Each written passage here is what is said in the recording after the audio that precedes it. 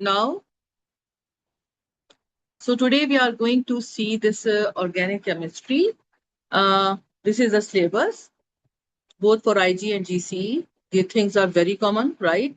So starting with this, beta agar aapko nazar aa raha hai, you can see this is carbon chemistry. And here we have carbon. All of you know, all of you have gone through periodic table. Aapko pata hai carbon, it belongs to group 4, है ना? So it has 4 electrons in its valence shell, ठीक है?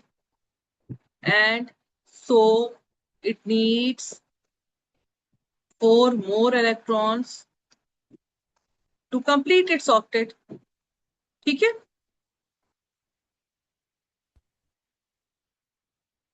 तो मतलब carbon के पास ये क्या है, ये जो 4 लाइंस निकल रही हैं, so basically these are electrons.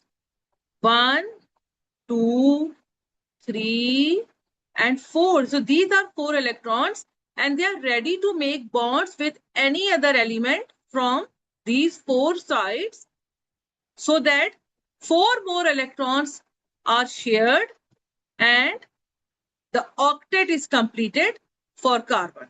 ठीक है ना? तो ये आपको चीजें पता है.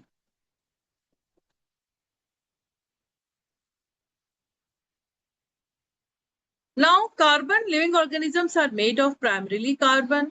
Carbon has 4 available bonding electrons, so it can form bonds with other atoms like hydrogen, oxygen, nitrogen.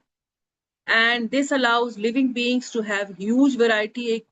आपको पता है फिर कार्बन बहुत सारे कंपाउंड्स बनाता है, बहुत सारे एलिमेंट्स के साथ कंबाइन करता है, कोवेलेंट कंपाउंड्स बनाता है और फिर it contributes like amino acids. जो बायो स्टूडेंट्स हैं उन्हें पता है अमाइनो एसिड्स होते हैं, क्लोरोफिल होता है, हर चीज में कार्बन होता है. Now, in all living beings, there is always a CH bond. This is also known as a CH group. What are organic compounds?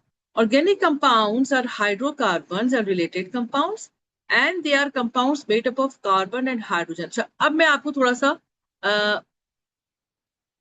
बिल्कुल एक अर्ली स्टेज पे ले जाती हूँ. उसको हम कहते हैं, just a minute. Okay, now see here. Okay, so देखो बेटा, ऑर्गेनिक जो कंपाउंड्स है ना, दे आर ऑफ 2 टाइप्स. इसको हम 2 मेन क्लासेस में डिवाइड कर देते हैं, right? So the first class, one of the classes are hydrocarbons and the other one is derived from hydrocarbons. ठीक है? As the name shows you that hydrocarbons are basically compounds which contain only carbon and hydrogen. ठीक है? ये वो compound है जो carbon और hydrogen होता है. सही. And if we talk about that derived from hydrocarbons, and we can also call them derivatives of hydrocarbon. तो ये वो कौन से कंपाउंड्स हैं? They are the compounds of carbon and hydrogen with other elements. ठीक है? जैसे अदर एलिमेंट्स में क्या आ जाता है? ऑक्सीजन है, नाइट्रोजन है, chloro, fluoro, bromo, iodo, sulphur. So all these elements are present. ठीक है बेटा? फिर आता है आपके पास कि हाइड्रोकार्बन जो है, they are further divided into 2 main groups. The first one is saturated hydrocarbons, the other one is unsaturated. ठीक है? अब सैचुरेटेड का मतलब क्या है? आप बिल्कुल ऐसे समझिए, सैचुरेटेड से मतलब है द सेटिस्फाइड. मैं बच्चों को हमेशा कहती हूँ, अपने स्टूडेंट्स को समझ ले कि satisfied all 4 bonds of carbon are single covalent bond. समझ रहे? उसको हम कहते हैं कि ये सेटिस्फाइड या सैचुरेटेड है. और इस क्लास ऑफ कंपाउंड को, हाइड्रोकार्बन के इस ग्रुप को हम कहते हैं एल्केन्स। ठीक है, then you have unsaturated. Unsaturated में क्या है? Unsatisfied. And by unsatisfied we mean all four bonds of carbon are not single covalent bond but may be one double bond or triple bond. ठीक है, so if there is carbon carbon double bond present, this group, specific group of hydrocarbon is known as alkenes. ठीक है, and if it is carbon carbon triple covalent bond, then this specific group of hydrocarbon is known as alkynes. ठीक है, so alkyne is not in your syllabus but alkanes and alkenes they are. Is it clear बेटा? ठीक है, हसन आपको समझ में आ रहा है बेटा? अलबशे, सऊदा, आप लोग अनम्यूट हो कर सकते हैं, खुद को क्यों नहीं बोलते हैं बच्चों?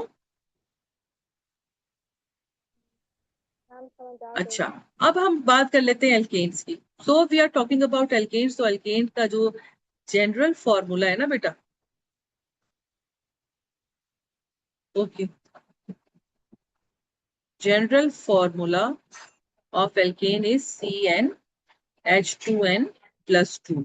ठीक है, और जो एल्कीन्स का जनरल फॉर्मूला है ना, वो है तुम्हारे पास general formula for alkenes is CnH2n।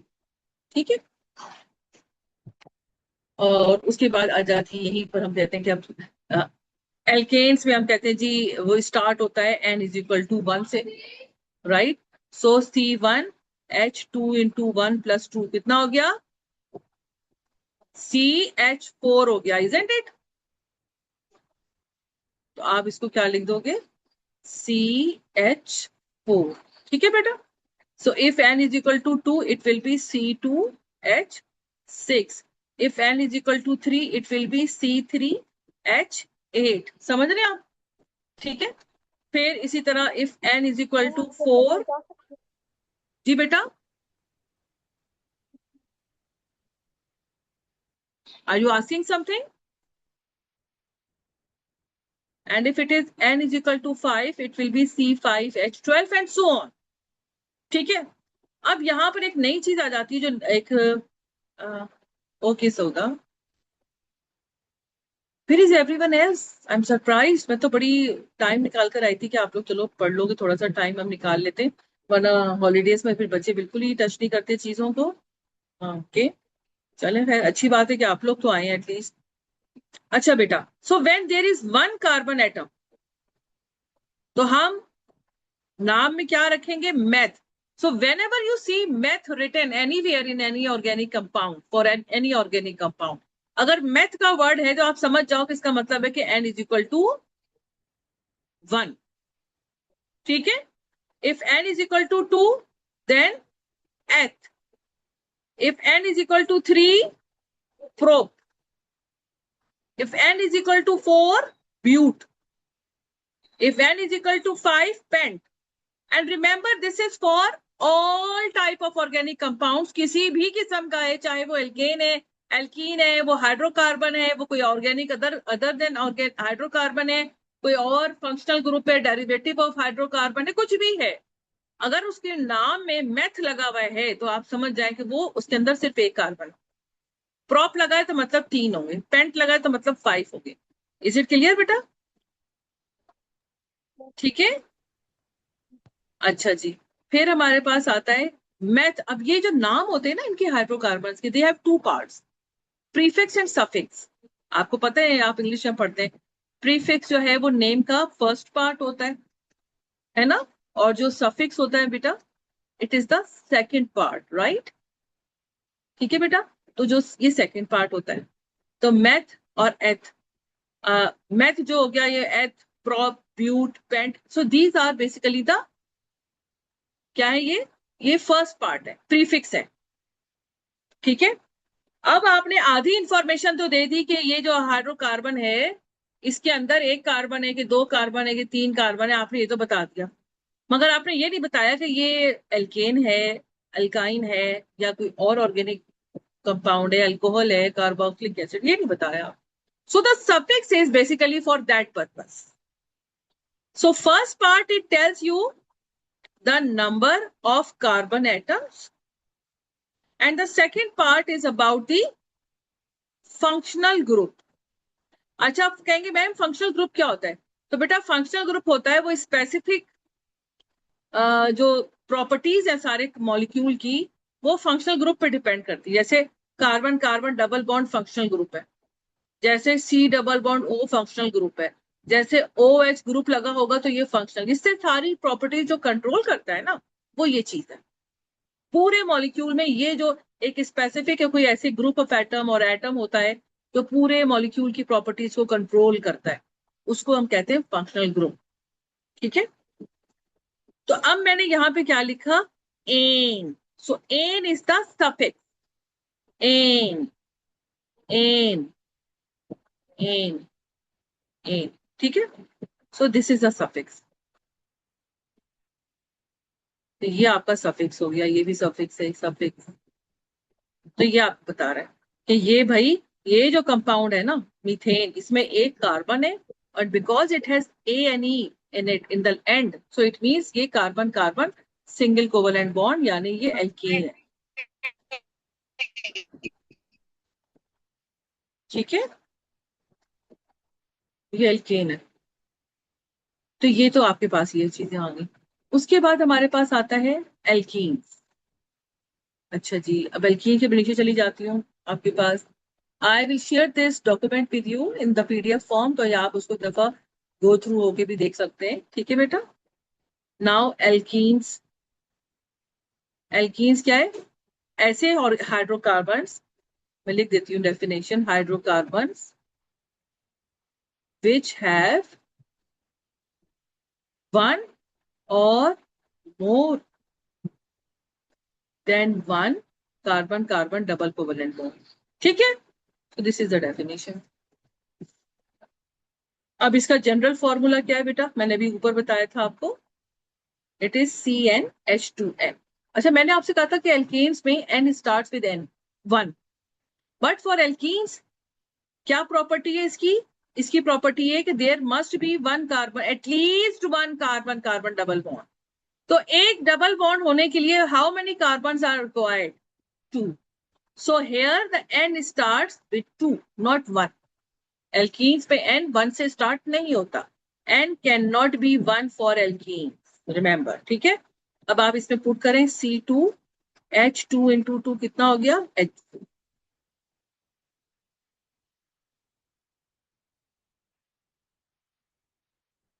C2H4. ठीक है, और अब जो आपको मैंने ऊपर बताया था कि when we have two carbon atoms तो प्रीफिक्स में एथ आ जाता है. ठीक है, और because it has one carbon carbon double covalent bond, तो इसके एंड में ईन आएगा. This is the suffix. ये सफिक्स है जो बता रहा है कि ये carbon carbon double covalent bond है. एथ बता रहा है कि there are two carbon atoms in the molecule. ठीक है, और इसका स्ट्रक्चर कैसा होगा? C double bond C. ये मैं आपको थोड़ा सा बाद में बताऊंगी कि स्ट्रक्चरल फॉर्मूले हम कैसे बनाते हैं. Then n is equal to 3, तो C3H6. This is propene. n is equal to 4, C4H8. This is butene. 5 होगा तो C5H10, pentene, and so on. Is it clear all of you? ठीक है,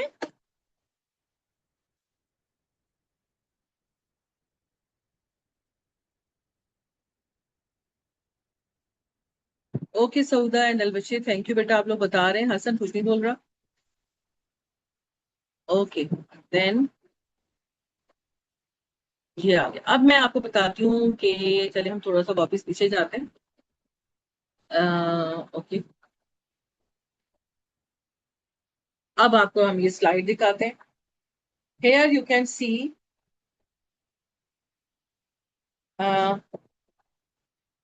organic compounds are hydrocarbons and related compounds. Hydrocarbons, ये जो related compounds है ना, ये वही चीज बता रहा है आपको जो मैंने आपसे कहा था कि organic compounds जो हैं they are basically divided in two main classes. एक तो मैंने कह दिया था कि वो हाइड्रोकार्बन्स हैं और दूसरा मैंने कहा था derived है ना, derived from hydrocarbons. तो ये जो लिखा है ना रिलेटेड कंपाउंड्स, ये एक्चुअली ये इसकी बात कर रहे हैं. ठीक है बेटा. हाइड्रोकार्बन्स कौन से होते हैं मैंने अभी आपको बताया. That carbon and hydrogen only. Carbon atoms can join one to another to form carbon chain with different number of carbon atoms. Because of this, there are huge number of organic compounds. And this property is called catenation. This is important. ये paper में question पूछता है. Paper 2 में सवाल आता है कि what is catenation. तो catenation की क्या प्रॉपर्टी है. Many carbon atoms join each other to form long carbon chains, and because of this property, they form a wide variety, a huge variety of organic compounds, and so this ability of carbon is known as catenation. ठीक है बेटा. अच्छा, फिर अब हमारे बात आ जाती है कि जी सैचुरेटेड कंपाउंड्स या हाइड्रोकार्बन्स कौन से होते हैं. If all the bonds I just have told you, all the bonds between carbon atoms are single and the compounds are saturated. If a double or a triple bond is present between carbon atoms, the compounds are called unsaturated. And in saturated compounds, all valencies of carbon atoms are fully used up. So saturated compounds are not yet. I think I have told everything you before. ठीक है. तो ये तो बात हो गई alkanes की. ये हम एल्केन की बात कर रहे हैं. ये बात हो गई एल्कीन्स की. और बस. ठीक है.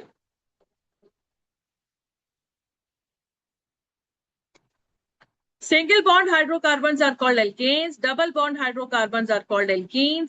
Triple bond hydrocarbons are called alkynes. Describing organic compounds. देखो organic compounds can be described by 3 different formula.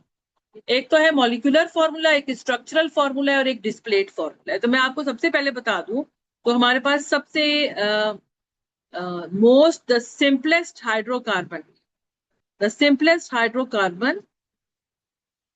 is basically alkane. Sorry, methane. ठीक है. और मीथेन का फॉर्मूला है C1H4. So this C1H4 is the molecular formula of methane. इसका structural formula क्या होगा. C. अच्छा, स्ट्रक्चरल और डिस्प्लेड फॉर्मूले को हम एक ही चीज कहते हैं. ठीक है. और ये आप कह दोगे. फिर इसका एक होता है कंडेंस फॉर्मूला. क्या लिखेंगे उसको वो भी आपको पता है कैसे हम लिखते हैं. कंडेंस फॉर्मूला बता दूंगी अभी आगे आपको. ये 2 फॉर्मूले आपको बहुत अच्छी तरह समझ में आने चाहिए. इनके अंदर डिफरेंस क्या है ये पता होना चाहिए. ठीक है. अब देखो ये मॉलिक्यूलर फॉर्मूला बता रहा है आपको. ये इथेन की बात हो रही है यहाँ पे. So here we have C2H6. This is the displayed or structural formula. This is the molecular formula. ठीक है. उसके बाद स्ट्रक्चरल फॉर्मूला ये आ गया. और ये जो लिखा है ना बेटा, ये CH3 कैसे लिखा है. ये जो स्ट्रक्चरल फॉर्मूला है ना जिसको हम खोल के बनाते हैं पूरे मॉलिक्यूल में, एक एक बॉन्ड को आपने क्लियरली बताना है. जैसे फॉर एग्जांपल ये है C2H6. तो सबसे पहले आपका काम क्या है. You are suppose to make carbon carbon atoms in a straight chain. 2 carbon है, आपने 2 बना दिए, दोनों को सिंगल बॉन्ड से कनेक्ट कर दिया. अब आप देखिए यहाँ पे 6 हाइड्रोजन है. ठीक है. You know that carbon forms 4 bond. एक बॉन्ड वो ऑलरेडी अपने दूसरे कार्बन के साथ बना चुका है. So the carbon can form maximum 3 more bonds with the hydrogen atoms. तो देखो 1 2 3 4 4 की वैलेंसी पूरी हो गई. दूसरे पे आ जाओ. 1 2 3 4 ये आ गया. So this is C2H6. ठीक है. ये हमारा हो गया स्ट्रक्चरल फॉर्मूला. ठीक है. अब अगर वो आपसे कहते हैं ये तो हो गया मॉलिक्यूलर फॉर्मूला, ये तुम्हारा हो गया स्ट्रक्चरल या डिस्प्लेड फॉर्मूला. अब अगर वो कहता है कंडेंस फॉर्मूला लिखो, तो कंडेंस में क्या करोगे आप. कंडेंस में हमने क्या करना है. कंडेंस में हम इस पूरे को CH3 लिखेंगे और इस पूरे को भी CH3 लिखेंगे. ये इस तरह, दिस इज कंडेंस। आप इसको इस तरह भी लिख सकते हो, आप कहेंगे मैम ऐसे लिख लें, ऐसे लिख लें आप, ठीक है, इससे कोई फर्क नहीं पड़ता। सो this is the condense form, right बेटा।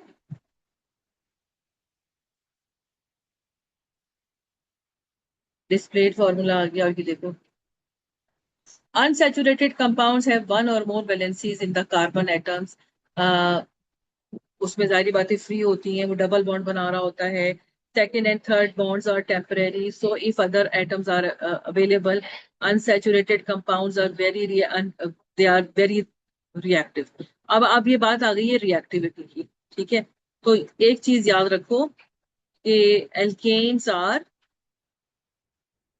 Basically saturated hydrocarbons, so they are very unreactive. On the other hand, alkenes are unsaturated, so they are reactive, very reactive. ठीक है, तो जो अनसैचुरेटेड होगा वो रिएक्ट करेगा, जो सैचुरेटेड होगा वो नहीं करेगा। एल्कीन्स आ गई, इथीन आ गया, प्रोपीन आ गई, ब्यूटीन आ गई, ठीक है बेटा। फिर आगे जाता है homologous series. So homologous series is basically, अगर मैं आपको नाम से बताऊं, होमो मीन्स सेम, लोगो मीन्स यूनिट, ठीक है। All the members of this homologous series, they differ from each other by same unit, ठीक है। अब जैसे होमोलोगस सीरीज क्या होती है, they all the members in the homologous series, they have number one same functional group, number two same chemical properties, number three shows gradual change in physical properties, and number four आपके पास है same general form, ठीक है। Same general formula हो गया, same function. और इसकी एक property आप और क्या लिख दोगे, डिफर बाय सेम यूनिट, और वो यूनिट भी बता दोगे, वो CH2 है, ठीक है। तो ये 5 प्रॉपर्टीज हैं जो होमोलोगस सीरीज की होती है।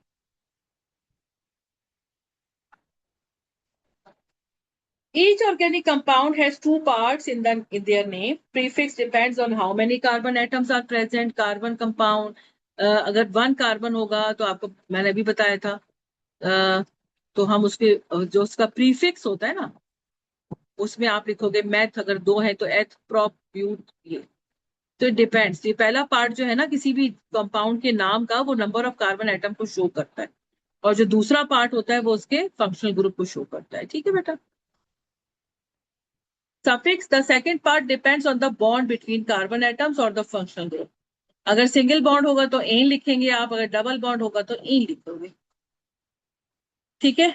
और यहां से आता है आपके पास नेमिंग ऑफ एल्केन्स, ठीक है। तो ये में इंशाल्लाह आपको कल जब भी हम नेक्स्ट क्लास लेंगे तो हम यहाँ से शुरू करेंगे, ठीक है। थैंक यू बेटा, अल्लाह हाफिज।